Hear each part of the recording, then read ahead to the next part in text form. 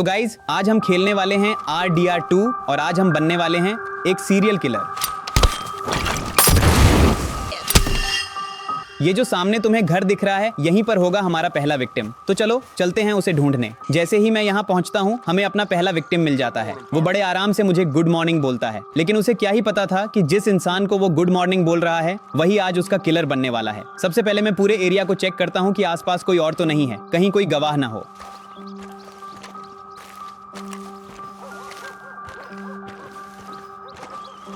फिर मैं घर भी चेक करता हूँ, लेकिन घर पर ताला लगा हुआ था। इसका मतलब साफ था कि ये बंदा यहाँ अकेला रहता है और मेरे लिए ये एक बहुत अच्छी बात थी। अब इसे मारना काफी आसान होने वाला था। मैं अपना नाइफ निकालता हूँ और एक हिटमैन की तरह इसके पीछे पहुंच जाता हूँ। इस बंदे ने कभी सोचा भी नहीं होगा कि उसकी मौत इतनी खामोशी से होने वाली है।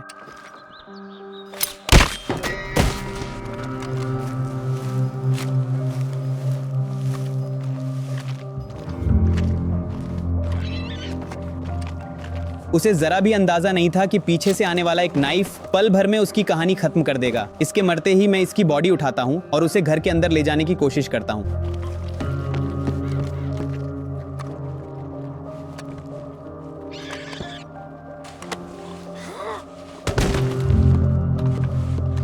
लेकिन पहले चेक करता हूँ कि कहीं ये दरवाजा खुला तो नहीं है। पीछे वाला दरवाजा पहले से ही लॉक था, इसलिए इस वाले पर ट्राई करता हूँ, लेकिन अनफॉर्चुनेटली ये भी लॉक निकला। मैं कई बार कोशिश करता हूँ, यहाँ तक कि गन से दरवाजा तोड़ने की भी, लेकिन फिर भी दरवाजा खुलने का नाम ही नहीं लेता।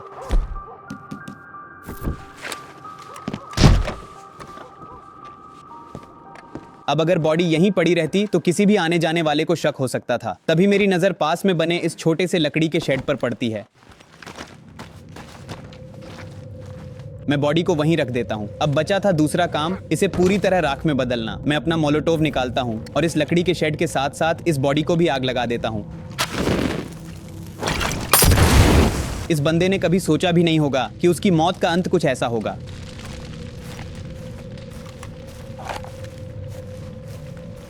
अब चलते हैं अपने दूसरे विक्टिम की तरफ। थोड़ा आगे हॉर्स राइडिंग करते हुए मुझे एक और घर दिखाई देता है।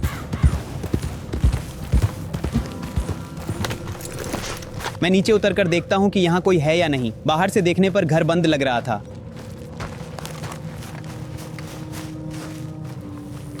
लेकिन जैसे ही मैं थोड़ा आगे बढ़ता हूं अचानक दरवाजा खुलता है।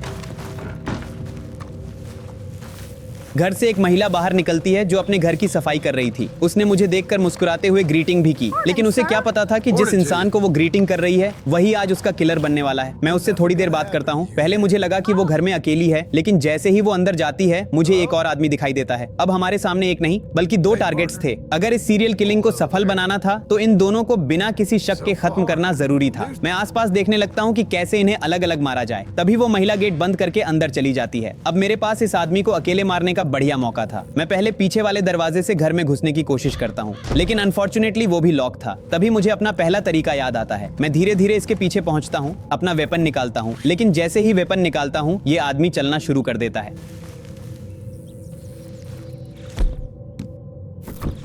मैं उसका पीछा करता रहता हूं और इंतजार करता हूं कि ये कहीं रुक जाए। कुछ दूर जाकर आखिरकार ये रुक जाता है। मैं फिर से अपनी पोजीशन सेट करता हूं, इसके बिल्कुल पीछे पहुंचता हूं, वेपन निकालता हूं और ठीक उसी अंदाज में इसे खत्म कर देता हूं जैसे अपने पहले विक्टिम को किया था।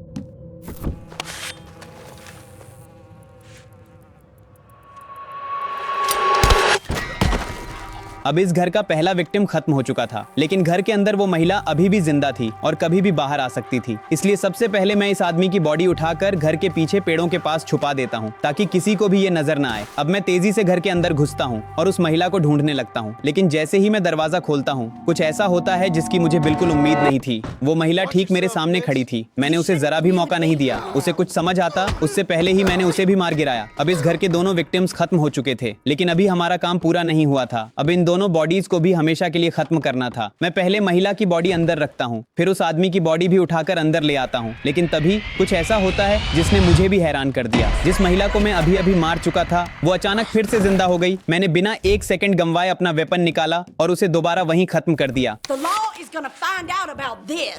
लेकिन आज तक मुझे समझ नहीं आया कि वो वापस जिंदा कैसे हो गई। अगर तुम्हें पता है कि ऐसा क्यों हुआ तो नीचे कमेंट करके जरूर बताना। अब हमारा लगभग 90% काम पूरा हो चुका था। दोनों बॉडीज घर के अंदर थीं। अब बचा था आखिरी काम, इन्हें पूरी तरह खत्म करना। लेकिन तभी मुझे पता चला कि मेरे पास मोलोटोव खत्म हो चुके हैं। इसलिए मैं अपना डायनामाइट निकालता हूँ और दोनों बॉडीज के बीच फेंक देता हूँ।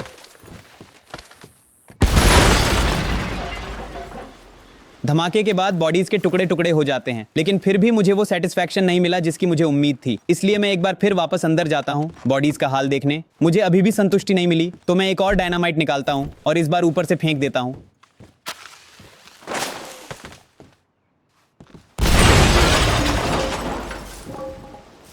अब लग रहा था कि बॉडीज पूरी तरह चकनाचूर हो चुकी हैं। फिर भी मैं यहीं नहीं रुका, मैंने एक और डायनामाइट फेंका।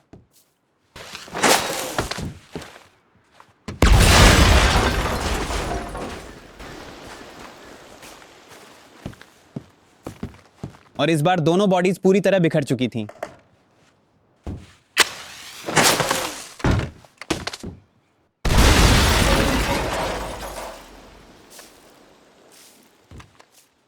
तो ये था RDR2 में सीरियल किलर बनने का हमारा पहला स्टेप। हमारा प्लान तो सिर्फ 2 विक्टिम्स का था, लेकिन अनफॉर्चुनेटली हमें 3 विक्टिम्स मिल गए। अगर वीडियो पसंद आई हो तो लाइक, कमेंट और शेयर जरूर करना, और चैनल को सब्सक्राइब भी कर देना, क्योंकि आगे भी ऐसी सीरियल किलर वाली और भी मजेदार वीडियोस आने वाली हैं।